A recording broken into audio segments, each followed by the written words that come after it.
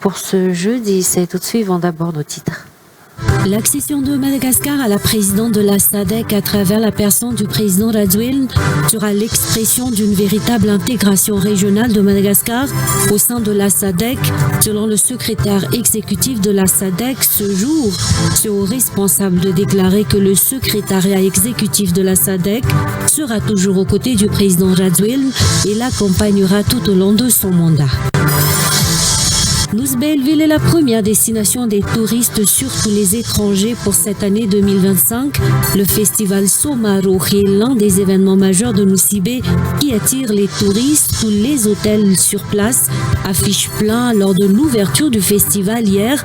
Wawa, l'artiste organisateur du festival Somaro, a adressé ses plus vifs remerciements au vice-président du Sénat, Nicolas Rabé-Mananzage, qui est venu tout spécialement pour assister à cet événement. 30% des élèves, surtout ceux en cycle primaire, sont contraints d'abandonner l'école à Madagascar, selon les statistiques émanant de l'UNICEF. Une situation qui se rencontre surtout en zone rurale, à part les problèmes de nourriture, l'insuffisance, voire même l'inexistence de fournitures pour les élèves, figure parmi les causes de cet abandon scolaire, selon les précisions. Après une visite de son émissaire spécial à Moscou pour discuter de l'Ukraine, Donald Trump s'est dit prêt mercredi à rencontrer très bientôt Vladimir Poutine sans donner de précision.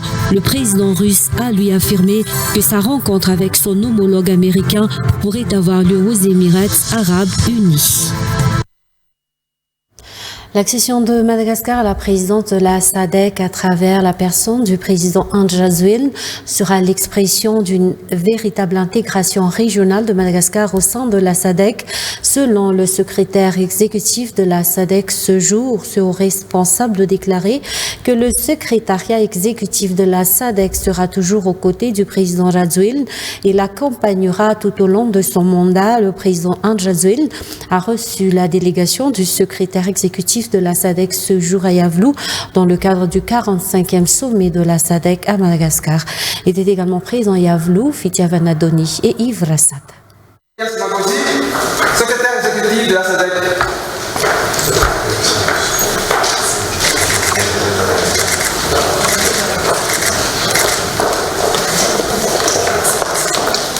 Andry Rajoelina, président de la République, a reçu ce jour Elias Makossi, secrétaire exécutif de la SADC, ou Communauté de développement de l'Afrique australe, dans le cadre du 45e sommet des chefs d'État et de gouvernement de la SADC qui se tient actuellement dans notre pays. Il s'agit d'une des institutions de la SADC dont les compétences sont la consultation et la coordination des gouvernements et des autres institutions des États membres, encore l'organisation et le service des sommets. Madagascar obtient les félicitations et une bonne note de la part du secrétaire exécutif de la SADC pour son organisation de ce sommet, une bonne image qu'Elias Makossi n'avait pas manqué de souligner lors de sa rencontre avec le président Rajoelina. Le secrétariat de la SADC avait également témoigné son appui et son soutien pour Madagascar dans l'organisation de ce sommet. We came here with a great expectation that Madagascar was well prepared. Et donc nous sommes venus dans l'attente en fait, sachant que Madagascar allait bien préparer cette réunion. Effectivement, ça a été, on a pu en discuter avec le président et on a pu voir que effectivement les préparations se sont bien passées. Il y a beaucoup d'arrangements qui ont été faits en termes d'hébergement, en termes de sécurité, en termes d'accueil. Le 45e sommet de la SADC se tient entre le 3 et le 18 août 2025. L'entrée officielle d'Andry Rajoelina, président de la République de Madagascar, à la présidence de la SADC sera l'apogée du sommet. The reason why we are in Madagascar is that the president is actually taking et qui marquera aussi surtout la passation, donc la prise de pouvoir du président de Madagascar à la SADC, et nous serons là pour l'année à venir. Il sera à la présidence de la SADC et nous serons là avec lui pour toute cette année-là, pour ce mandat. Une fois installé, Andrazuel aura pour responsabilité de superviser la structure de gouvernance de l'organisation et de définir les orientations politiques de la région, d'interagir avec le personnel du secrétariat de la SADC, de fournir des directives ou encore de signer les instruments juridiques de la SADC pendant sa présidence. Elias Magossi a tenu à souligner que l'ascension de Madagascar à la présidence de la SADC aura surtout un impact positif et direct sur le rayonnement de Madagascar au sein de la région. The first thing is this for Madagascar that they are hosting SADC for the first time. It's a great opportunity. D'abord pour Madagascar, c'est la première fois qu'ils sont hôtes du sommet de la SADC, donc ça va permettre aux citoyens malagasy de connaître déjà c'est quoi la SADC, mais également pour la SADC, les États membres de la SADC qui seront là, de connaître Madagascar. Et aussi tout au long de cette année, donc de ce mandat, il y aura différentes réunions sectorielles à Madagascar dans les différents domaines de la santé, de l'humanitaire, de l'éducation, et toutes ces réunions se feront dans toutes les autres parties de Madagascar, et cela va permettre aussi d'ouvrir des opportunités, des échanges, que ce soit commerciaux, que ce soit éducatifs ou autres, que le pays pourra avoir avec tous ces autres pays membres de la SADC. Et il y aura aussi, lorsque les membres, les délégations vont venir, ils vont venir avec leur argent, ils vont venir acheter des choses, ça sera vraiment gagnant-gagnant, donnant-donnant. Ça sera l'opportunité en fait de vraiment démontrer cette intégration de Madagascar dans la communauté de la SADC. Le secrétaire exécutif de la SADC a été accompagné par une forte délégation lors de cette rencontre avec le locataire Diavlou. Belleville est la première destination des touristes, surtout les étrangers, pour cette année 2025. Le festival Somaro est l'un des événements majeurs de Nosy-Be qui attire les touristes. Tous les hôtels sur place affichent plein. Lors de l'ouverture du festival hier, Wawa, l'artiste organisateur du festival Somaro, a adressé ses plus vifs remerciements au vice-président du Sénat, Nicolas Rabé-Mananzar, qui est venu tout spécialement pour assister à cet événement. Le festival Somaro étant sponsorisé par le groupe Sodiat, Wawa n'a pas manqué de remercier également le PDG du groupe Sodiat, Mamravat Mang, et ses collaborateurs venus à Nosy-Be pour assister à l'événement. Les détails avec Zourabadzone et Ismaël Ndjianzafniel. La deuxième journée du festival Somaro passe en plein à Nosy-Be ce jour. Depuis hier, toutes les rues de Elleville ont été bondées de monde. Les touristes, malagasy comme les étrangers, sont venus spécialement sur l'île au parfum pour le festival Somaro. Comme cette famille venue de la Réunion qui a choisi Nosy-Be à cause de cet événement emblématique. On vive le festival à Nosy-Be. On est venu de la Réunion, de l'île de la Réunion. Alors, qu'est-ce que vous attendez dans le festival de Somaro? La fête, la joie. L'ambiance ce soir aussi. Premier festival. Nosy-Be est déjà venu, mais la première fois on fait le festival. Et ça me rappelle un petit peu des souvenirs de chez moi, puisque j'habite à un endroit où on faisait le carnaval et j'y allais tous les ans, chaque année, dans un petit village. Ben, ça ressemblait un peu à ça. C'était intéressant. J'ai toujours aimé les carnavals. C'est traditionnel, tout ce qui est traditionnel, j'adore. Là, je suis venu l'année dernière, je l'avais déjà vu, mais je viens chaque fois toute la journée quand même. Parce qu'entre le soleil et le monde qu'il y a, c'est difficile pour moi. Lors de l'ouverture du festival hier, Wawa, le célèbre chanteur et organisateur d'événements, a remercié le vice-président du Sénat, Nicolas Rabé-Mananzar, qui est venu spécialement à Nosy-Be pour assister à cet événement. Monsieur Nicolas Rabé-Mananzar,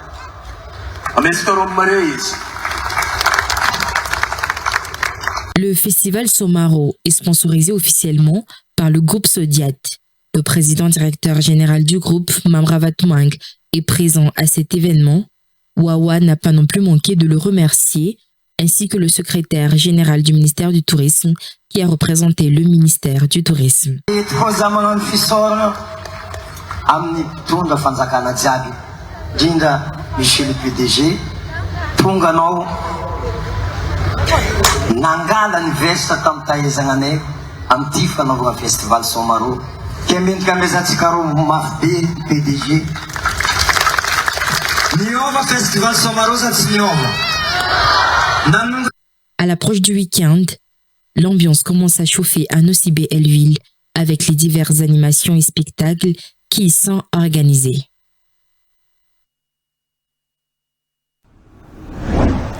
Secteur de l'éducation, pour continuer, 30% des élèves, surtout ceux en cycle primaire, sont contraints d'abandonner l'école à Madagascar selon les statistiques émanant de l'UNICEF. Une situation qui se rencontre surtout en zone rurale par les problèmes de nourriture. L'insuffisance, voire même l'inexistence de fournitures pour les élèves figure parmi les causes de cet abandon scolaire. Pour alléger les dépenses des parents, mais aussi pour lutter contre l'abandon scolaire, à l'approche de la prochaine rentrée scolaire, une association d'œuvres de charité a offert des fournitures scolaires à répartir entre différents établissements scolaires publics et privés qui accueillent ces élèves issus de familles vulnérables. Angela Larsou et Eric Chanefson nous ont fait le reportage. Le taux d'abandon scolaire dans le pays avoisine les 30% en général, un taux élevé surtout en milieu rural. Seulement 27% des élèves parviennent au premier cycle du secondaire à Madagascar, tandis que 13% atteignent le deuxième cycle du secondaire, d'après les statistiques. Les difficultés financières s'avèrent être la première cause de ce taux élevé d'abandon scolaire. En effet, faute d'argent, les parents de bon nombre d'élèves n'ont pas les moyens pour nourrir convenablement leurs enfants. Cette situation qui oblige ces parents à reléguer au second plan la scolarisation de leurs enfants est confirmée par des associations qui œuvrent dans la lutte contre l'abandon scolaire et la déscolarisation des élèves. Une réalité encore plus fréquente en ce moment face à la montée en flèche de l'inflation à Madagascar et qui risque de favoriser encore plus l'abandon scolaire. Pour éviter que la situation ne se détériore davantage, une association caritative vient de doter des établissements scolaires publics et privés qui accueillent des élèves issus de familles défavorisées de fournitures scolaires. Grâce à votre générosité, contribution, notamment à travers la remise de ces kits scolaires, nos enfants bénéficient d'un meilleur succès à l'éducation. Votre appui dans le domaine éducatif depuis toujours, mais aussi dans le secteur de la santé envers notre association, constitue un pilier essentiel pour améliorer durablement les conditions de vie des enfants orphelins et vulnérables que nous accompagnons. Plusieurs localités bénéficieront également d'une dotation de plus de 1000 kits scolaires par la Fondation Action pour la prochaine année scolaire qui débutera au mois de septembre. Passe maintenant aux actualités internationales. Après une visite de son émissaire spécial à Moscou pour discuter de l'Ukraine, Donald Trump s'est dit prêt mercredi à rencontrer très bientôt Vladimir Poutine. Sans donner de précision, le président russe a lui affirmé que sa rencontre avec son homologue américain pourrait avoir lieu aux Émirats arabes unis. Reportage de France 24. Donald Trump a évoqué brièvement effectivement ce dossier en répétant ce qu'il avait déjà dit dans le fond, c'est-à-dire que la journée était globalement constructive et c'est vrai que plus tôt dans la journée, vous l'avez dit, Steve Witkoff a passé près de 3 heures quand même aujourd'hui au Kremlin avec Vladimir Poutine, 3 heures d'échange qualifiés encore une fois de constructifs, y compris par Steve Witkoff et par les deux parties en réalité, mais qui très clairement n'ont débouché sur aucune percée diplomatique majeure et ça explique notamment le fait que Donald Trump ne se soit pas considérablement étendu sur le sujet. Le président Trump parle, je cite, de progrès significatifs également, mais la Maison-Blanche reste inflexible. Si la Russie ne fait pas un pas clair vers un cessez-le-feu d'ici vendredi, les sanctions secondaires, notamment à l'encontre des acheteurs de pétrole russe, comme la Chine ou l'Inde, entreront en vigueur. Alors, sur quoi porte le progrès dont parle Donald Trump? Moscou envisagerait effectivement un moratoire limité sur les frappes aériennes, sorte de geste humanitaire en quelque sorte, sans portée militaire réelle. Une mesure que Kiev et Washington jugent à ce stade largement insuffisante, évidemment. Et dans ce contexte tendu, l'hypothèse d'une rencontre directe, quand même, entre Donald Trump et Vladimir Poutine dès la semaine prochaine, semble-t-il, est désormais sur la table. Selon plusieurs sources ici à Washington, des préparatifs discrets seraient même en cours, soit à Genève, soit à Belgrade, mais tout cela reste évidemment à confirmer. Plus étonnant encore, une seconde rencontre serait envisagée dans la foulée, cette fois à 3, incluant Volodymyr Zelensky dans ce qui serait une première depuis le début de l'invasion russe en 2022. Et c'est la fin de cette édition. Merci de l'avoir suivi. Jusqu'à 100 thèmes, on se donne rendez-vous dans le journal en version malagasy. Alors je vous dis à tout à l'heure et bonne suite de programme sur TV+ Madagascar.